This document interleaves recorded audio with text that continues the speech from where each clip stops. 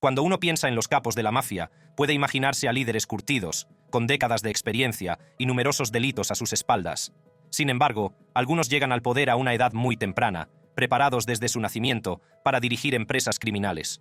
Por ejemplo, Emanuele Civillo, conocido como ES-17, se convirtió en una figura notoria de la camorra de Nápoles. A los 15 años ya participaba en actividades delictivas y a los 19 lideraba una facción de jóvenes mafiosos, la Paranza dei Bambini, o Trainera de los Niños. En este vídeo analizaré algunos de los jefes mafiosos más jóvenes que siguen en activo. Gianni Nicci. A menudo oímos historias de jóvenes que tienen lazos familiares con la mafia o crecen en barrios muy influenciados por sus miembros. En Estados Unidos, sobre todo en zonas como Nueva York, esto es algo habitual para muchos jóvenes. Sin embargo, en Italia y Sicilia, la dinámica funciona a un nivel totalmente distinto. Allí, no se trata simplemente de seguir los pasos de un familiar o de dejarse moldear por el entorno. Por el contrario, la mafia está profundamente entrelazada con la cultura y la tradición, lo que la convierte en un rito de iniciación. Para los jóvenes de estas regiones, esta expectativa va más allá de la influencia familiar o geográfica. Está arraigada en su modo de vida. En este ambiente creció Gianni Nicci, también conocido como Upichutedu, o, si se es de los ingleses, se le puede llamar The Little Boy. Es una figura prominente de la mafia siciliana, o Cosa Nostra. Nacido en Palermo en 1981, Nicci ascendió rápidamente en el escalafón, ganándose la reputación de hábil ejecutor y agente leal. Su ascenso coincidió con un periodo de agitación en el seno de la Cosa Nostra, ya que las autoridades intensificaron sus esfuerzos por desmantelar la organización tras los sonados asesinatos de los fiscales antimafia Giovanni Falcone y Paolo Borsellino a principios de la década de 1990. Nicci se convirtió en uno de los capos más jóvenes e influyentes del distrito de Porta Nuova, en Palermo. Su autoridad se extendía a diversas actividades ilícitas, como la extorsión, el tráfico de drogas y el chantaje. Era un estrecho colaborador de Matteo Messina Denaro, el escurridizo jefe de jefes de la Cosa Nostra, lo que consolidó aún más su estatus dentro de la jerarquía mafiosa. En 2009, adquirió notoriedad internacional al ser detenido en una espectacular redada de las autoridades italianas. Llevaba prófugo desde 2006, eludiendo su captura con la ayuda de una red de leales, y su detención supuso un duro golpe para la mafia, ya que Nicci estaba considerado uno de sus jóvenes líderes más prometedores.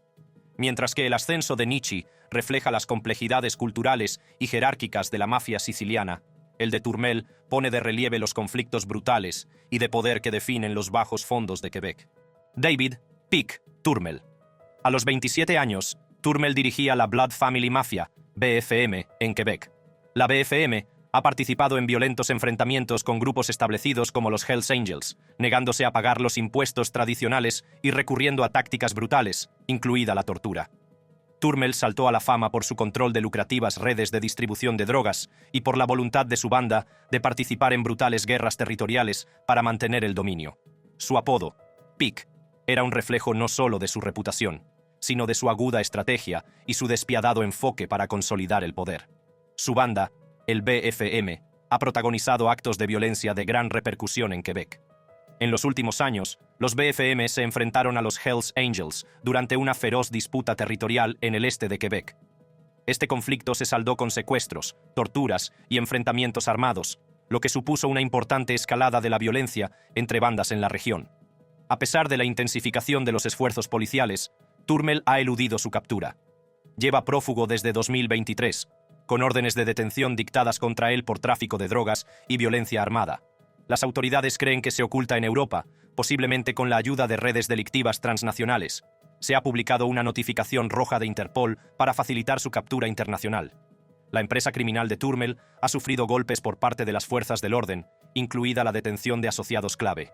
En 2024, su mano derecha, Rubens Denis, fue capturado en Portugal, y otro estrecho colaborador, Guillaume Saint-Louis Bernier, fue detenido en Columbia Británica. Estas detenciones ponen de manifiesto el amplio alcance del BFM, que opera mucho más allá de las fronteras de Quebec. El alcance de la Blood Family Mafia de Turmel se extendía a través de colaboradores de confianza como Guillaume Saint-Louis Bernier, cuya detención puso aún más al descubierto sus operaciones. Guillaume Saint-Louis Bernier. A sus 28 años, Guillaume Saint-Louis Bernier es una figura clave presuntamente vinculada a la Blood Family Mafia, BFM, de Quebec. Hasta 2024 fue el terror de Quebec. Considerado un estrecho colaborador de Dave "Pig" Turmel, el líder de la BFM, que sigue en libertad y se cree que está eludiendo su captura en Europa, Turmel ha estado vinculado a la violencia armada y al tráfico de drogas, lo que subraya aún más el alto perfil de su presunta red criminal. El BFM ha estado implicado en conflictos violentos en Quebec, incluida una guerra territorial con los Hells Angels, en la que se produjeron secuestros y torturas. La detención de Saint-Louis Bernier fue posible gracias a los esfuerzos combinados de la RPMC, la Policía de Quebec y la Sûreté du Québec, miembros de la brigada táctica del SPIBQ que viajaron a Columbia Británica para traerlo de vuelta a Quebec, donde se espera que se enfrente a un proceso judicial. El ascenso de líderes jóvenes y ambiciosos, como Guillaume Saint-Louis Bernier, se hace eco de tendencias similares observadas en todo el mundo, con figuras como Emmanuel Sibillo. Emmanuel Sibillo, a menudo conocido como el jefe de la mafia Gen Z, era un joven y ambicioso líder de la Camorra, la famosa red de delincuencia organizada de Nápoles. Nacido en el seno de una familia modesta del distrito de Forcella, en Nápoles, Sibillo ascendió rápidamente en las filas de la Camorra, adoptando un enfoque modernizado y agresivo del liderazgo de la banda. Con solo 19 años, encontró un final violento en 2015, pero su influencia perdura como figura mítica en la tradición criminal napolitana. Sibillo fundó la Paranza dei Bambini, una banda de jóvenes reclutas que pretendía desafiar a los clanes tradicionales y familiares de la Camorra. El liderazgo de Sibillo se caracterizó por una audaz estrategia consistente en utilizar su juventud como baza, reclutando a adolescentes como él para establecer una nueva base de poder. Conocido por su violencia temeraria, el grupo protagonizaba stesse, tiroteos aleatorios y caóticos en las calles de Nápoles. Estos actos de agresión pública estaban diseñados para infundir miedo y afirmar su dominio. Incluso muerto, el legado de Sibillo es enorme. Sus seguidores lo celebran como a un mártir y se ha convertido en un símbolo de rebelión y poder para las generaciones más jóvenes de Nápoles. Un altar con su busto, encontrado en su casa familiar, sigue siendo un santuario para la banda, encarnando su condición de santo. Se dice que los propietarios de las tiendas, obligados a pagar protección, se arrodillaban ante el busto en señal de sumisión. Mientras que el ascenso y caída de Emanuele Sibillo en Nápoles puso de manifiesto la temeraria ambición de la juventud en el crimen organizado, al otro lado del Atlántico, el brutal liderazgo de Billy Arnold en Detroit demostró un enfoque más calculado y sostenido del dominio de la banda, basado en la violencia y el miedo. Billy Arnold, natural de Detroit y de 37 años, era el líder de los Seven Mile Bloods, una violenta banda callejera que operaba en la tristemente célebre zona roja de la ciudad. La banda controlaba el área comprendida entre 7 Mile Roads y 8 Mile Roads, y se dedicaba a actividades como el tráfico de drogas, la extorsión y las rivalidades mortales con otras bandas. El liderazgo de Arnold se definía por una violencia despiadada, una intimidación calculada y el uso de las redes sociales para extender el miedo y el control. Arnold, que llegó a ocupar un lugar destacado en el mundo de las bandas de Detroit, era conocido por su enfoque estratégico y práctico de la guerra entre bandas. Participó directamente en numerosos delitos violentos, como asesinatos, tiroteos y agresiones, que dejaron un rastro de devastación por toda la ciudad. En julio de 2014, mientras se encontraba en libertad condicional, Arnold orquestó un asesinato frente a una oficina de libertad condicional de Detroit, dirigido contra miembros de bandas rivales y agravando aún más una disputa en curso. Sus acciones dieron lugar a una serie de ataques de represalia, marcando el punto álgido de la violencia entre los Bloods de 7 Mile y las facciones rivales. Entre los descarados actos de violencia de Arnold, hubo incidentes en los que transeúntes inocentes se convirtieron en daños colaterales. Una víctima, que quedó paralítica mientras paseaba con sus hijos, fue un sombrío ejemplo del desprecio de Arnold por la vida humana. El estilo de liderazgo de Arnold combinaba tácticas intimidatorias de la vieja escuela con herramientas modernas como las redes sociales, donde él y su banda publicaban listas negras para aterrorizar a sus rivales y a la comunidad. Mientras figuras como Billy Arnold ejemplificaban la brutal realidad del liderazgo de las bandas en Detroit, la historia de Vinnie Bastiano Jr. ofrece una visión de la evolución del legado del crimen organizado a la sombra de la infame reputación de su padre. Vinnie Bastiano Jr. Vincent Bastiano Jr., de 33 años, hijo del famoso jefe de la familia criminal Bonanno Vincent, Vinnie Gorgius. Bastiano adquirió notoriedad no por su violenta actividad mafiosa, sino por su participación en una empresa de tráfico de marihuana. Junto a sus hermanos, Joseph y Stephen, Bastiano Jr. operaba una red de distribución que transportaba grandes cantidades de marihuana desde California a Nueva York entre 2009 y 2013. Bastiano Jr. creció a la sombra de su padre, Vincent Bastiano Sr., un jefe mafioso antaño glamuroso, que ahora cumple 2 cadenas perpetuas en una prisión de Colorado por su participación en múltiples asesinatos. A pesar de la infamia de su padre, Vincent Jr. evitó en un principio la actividad delictiva y mantuvo un expediente limpio hasta su implicación en el tráfico de marihuana. Sus lazos familiares y su eventual empresa criminal han suscitado comparaciones con el legado del crimen organizado dentro del linaje Bastiano. Los investigadores federales desmantelaron la operación de los hermanos en 2013, descubriendo su plan para transportar y distribuir cientos de kilos de marihuana. Aunque Vincent Jr. desempeñó un papel destacado en el negocio, sus hermanos, Joseph y Stephen, también se enfrentaron a penas de prisión. Stephen a 3 años y medio y Joseph a 6 meses. Pasando de la historia de Vincent Bastiano Jr., cuyo legado se apartó de la violencia tradicional de la mafia, Joseph Little Joe Di Benedetto presenta un relato contrastado. Soldado de la familia Lucchese, la carrera de Di Benedetto refleja una mezcla de profesionalidad calculada y la complejidad de los lazos familiares en el seno de la delincuencia organizada. Joseph Di Benedetto.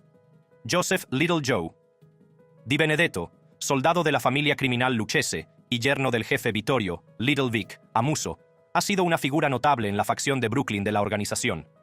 Aunque se ha enfrentado a varias acusaciones legales a lo largo de los años, su reputación es compleja, ya que algunos lo califican de mafioso formidable y otros especulan sobre su dependencia de las conexiones familiares para ser respetado dentro de la mafia.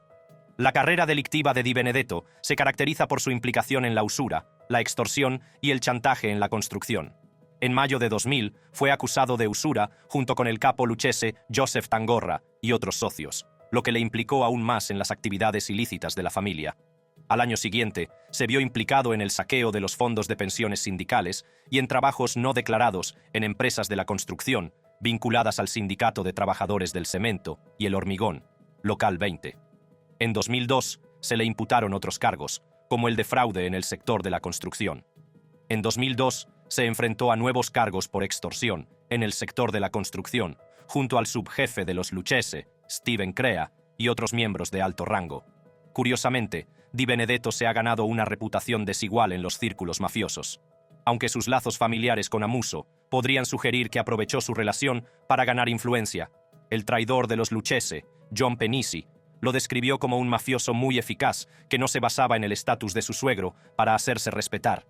Penisi incluso relató casos que demostraban la moderación y profesionalidad de Di Benedetto, como su negativa a tomar represalias violentas contra un socio de los Gambino que le atacó en un altercado público.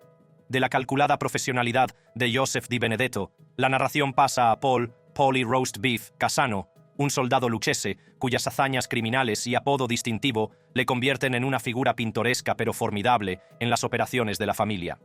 Paul Casano. Paulie Roast Beef.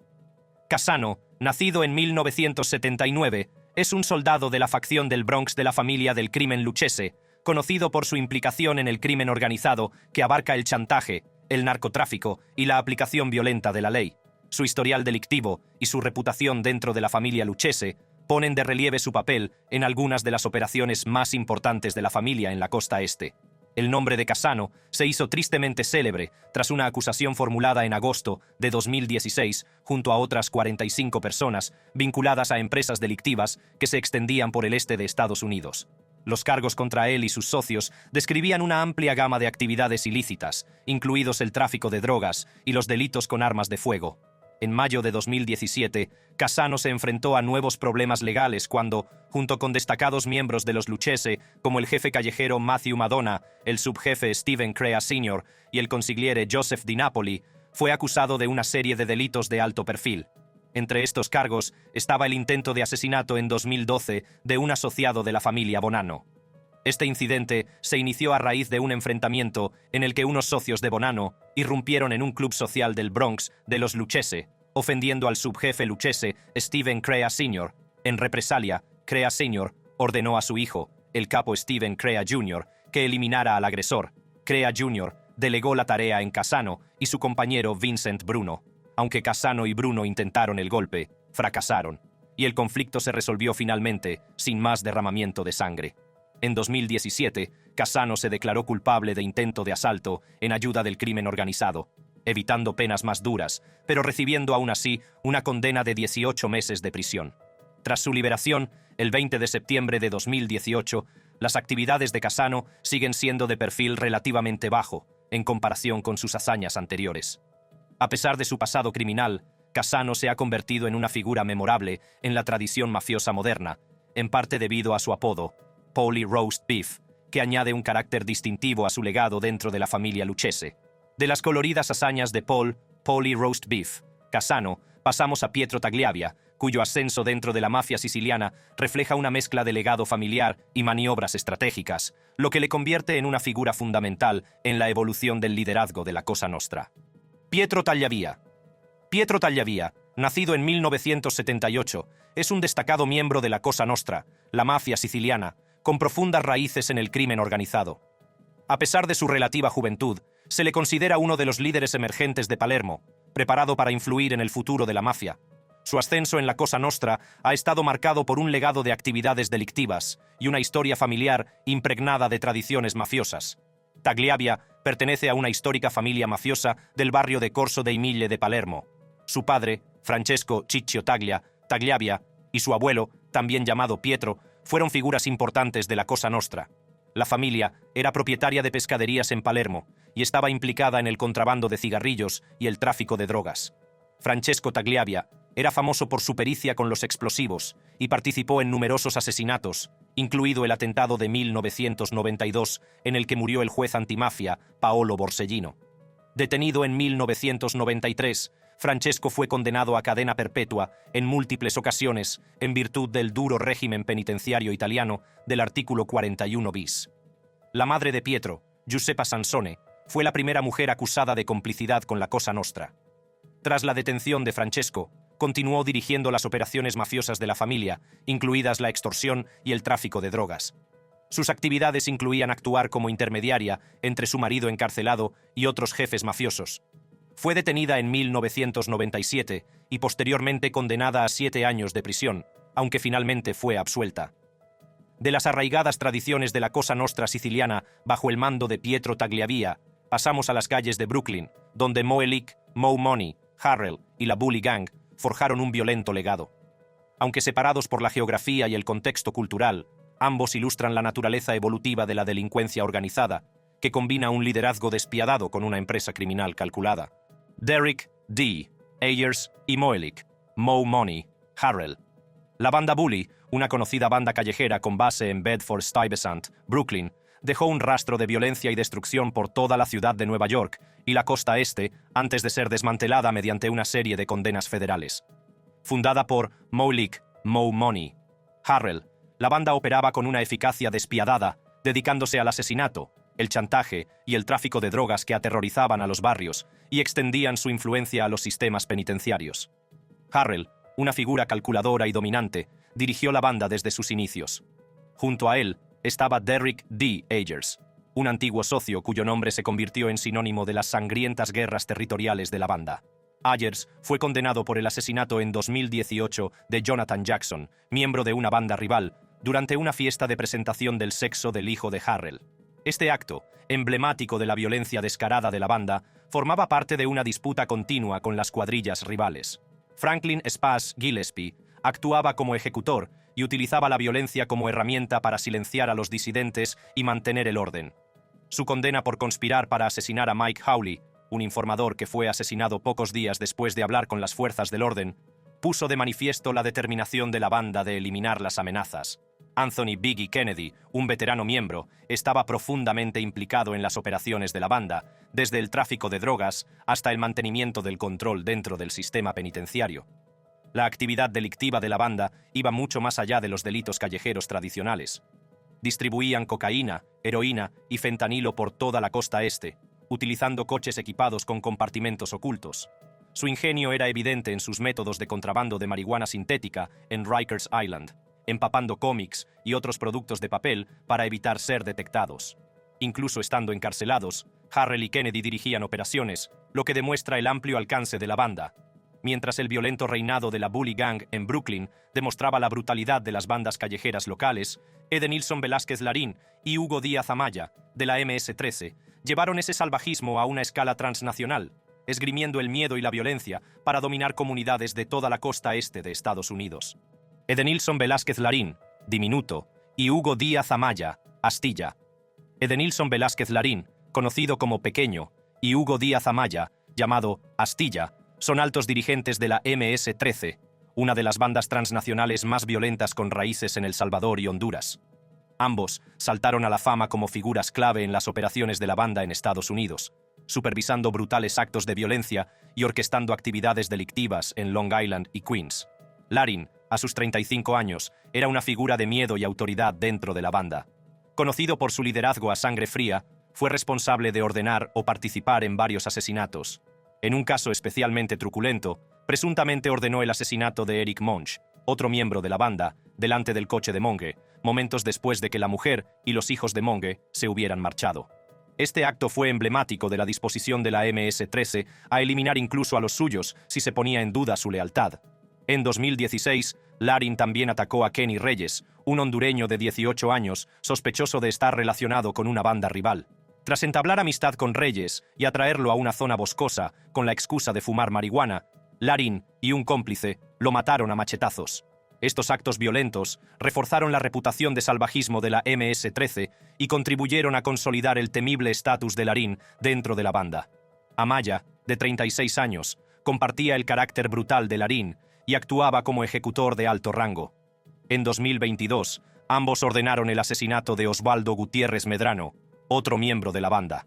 Gutiérrez, con el falso pretexto de recibir un ascenso, fue conducido al bosque, donde fue descuartizado con machetes y cuchillos antes de ser enterrado. Del violento alcance de los líderes de la MS-13, Edenilson Velázquez Larín, Tiny, y Hugo Díaz Amaya, Splinter, pasamos a Staten Island, un barrio impregnado de la tradición del crimen organizado de Nueva York.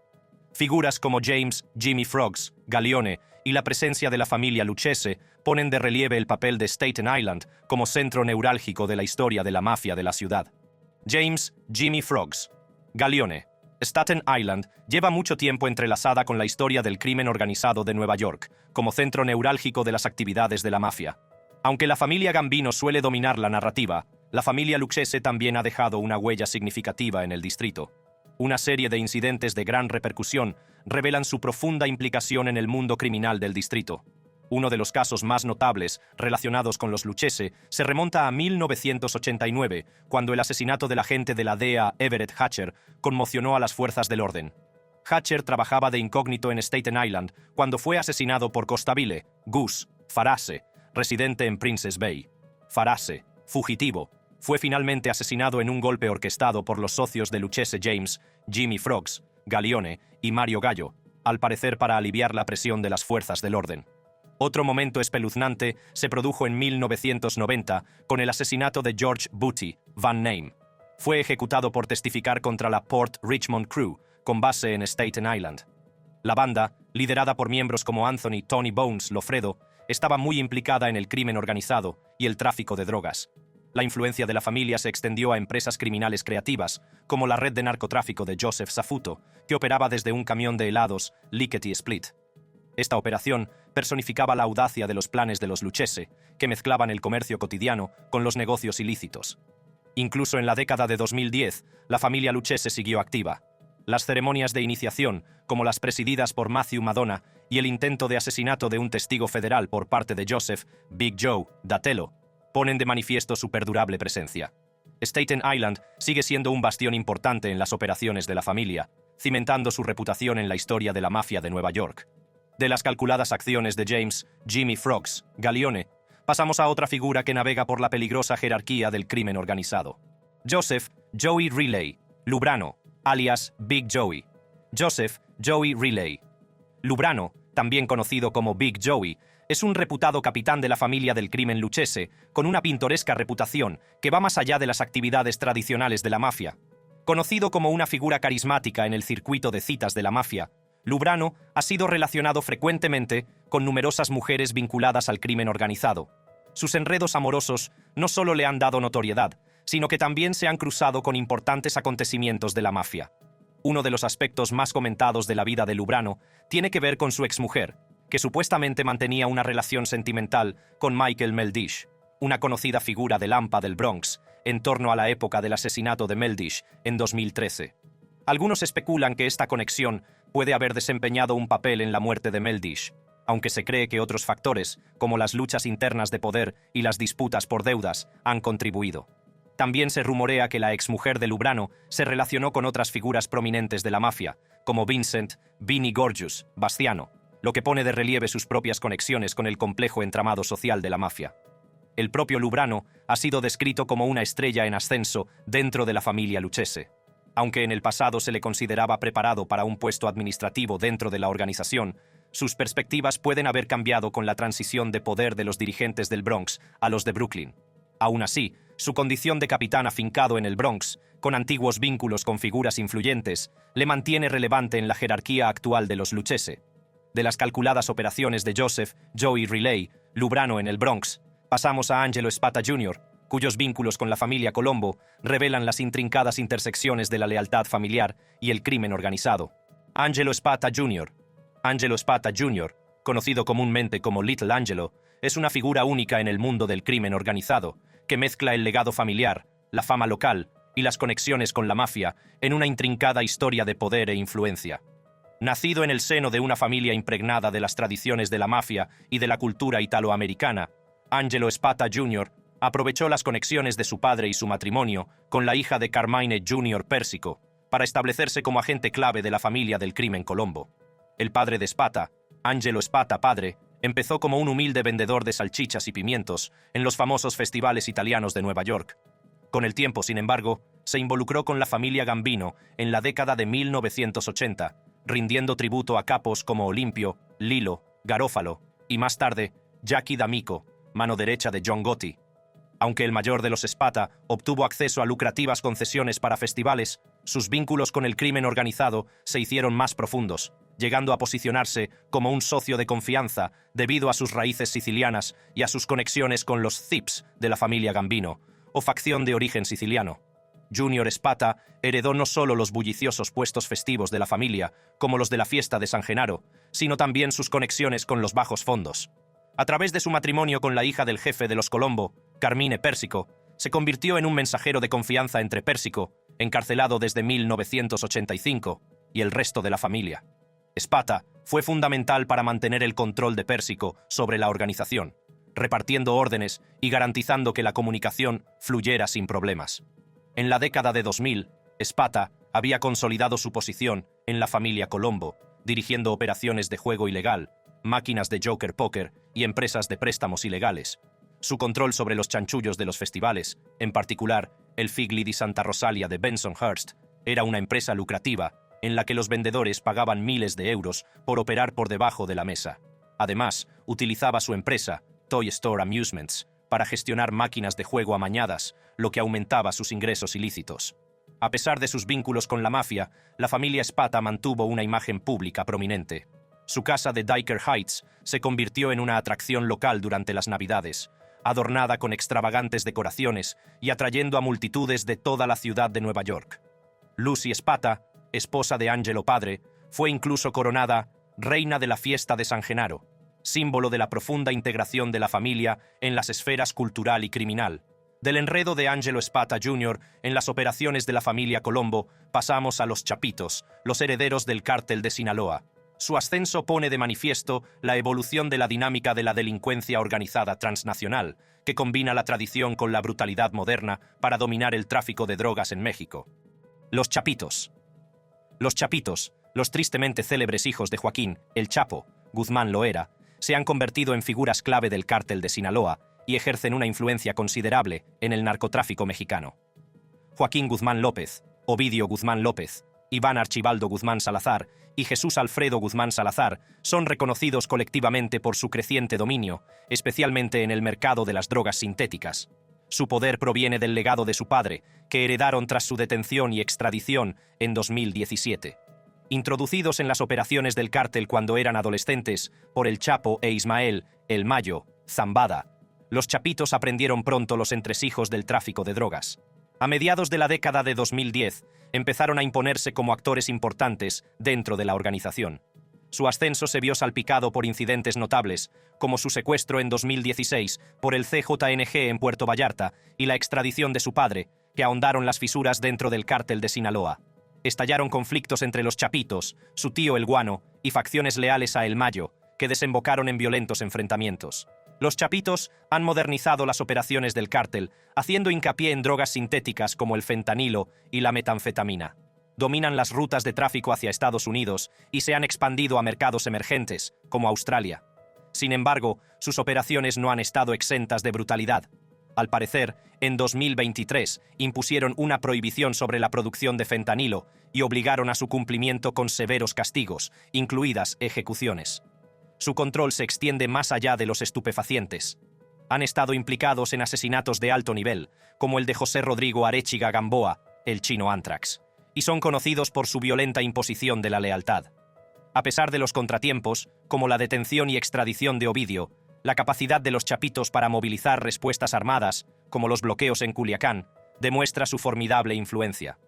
Del ascenso de los Chapitos, como herederos del legado del cártel de Sinaloa, pasamos a Rubén Oseguera González, también conocido como El Menchito, cuyo papel como hijo de Nemesio Oseguera Cervantes, el Mencho, subraya la poderosa influencia de los lazos familiares dentro del cártel Jalisco Nueva Generación, CJNG, de México. Rubén Oseguera González.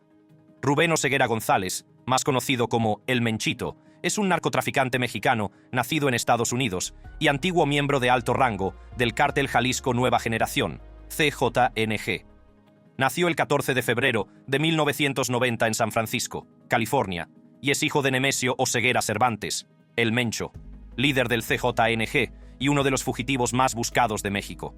A menudo considerado la mano derecha de su padre, Rubén dirigió importantes aspectos de las operaciones internacionales de narcotráfico del CJNG, ganándose una reputación de implacable y eficiente. Oseguera González alcanzó supuestamente prominencia como segundo al mando del CJNG, supervisando el tráfico de estupefacientes del cártel, las operaciones financieras y la aplicación de la violencia. Coordinaba grandes envíos de cocaína, metanfetamina y otros estupefacientes desde Sudamérica a Estados Unidos. También dirigió las redes de robo de gasolina del CJNG en Jalisco y escuadrones de sicarios para proteger los territorios del cártel de rivales como los Caballeros Templarios y los Zetas. Tras años de batallas legales, Rubén fue extraditado a Estados Unidos en 2020 para enfrentarse a cargos de narcotráfico y uso de armas de fuego en apoyo de sus actividades delictivas. Su caso puso de relieve importantes problemas en el sistema judicial mexicano, destacando la tensión entre fiscales y jueces. En septiembre de 2024, un jurado federal de Washington, D.C., lo condenó por múltiples cargos, entre ellos tráfico internacional de drogas y orquestación de actividades violentas de un cártel. Como heredero de su padre, la caída de El Menchito supuso un duro golpe para el CJNG. Su vida y su carrera delictiva siguen siendo emblemáticas de los continuos retos que plantea la lucha contra la delincuencia organizada transnacional. Así llegamos al final de este vídeo. Para ver más vídeos interesantes como este, haga clic en las tarjetas de su pantalla.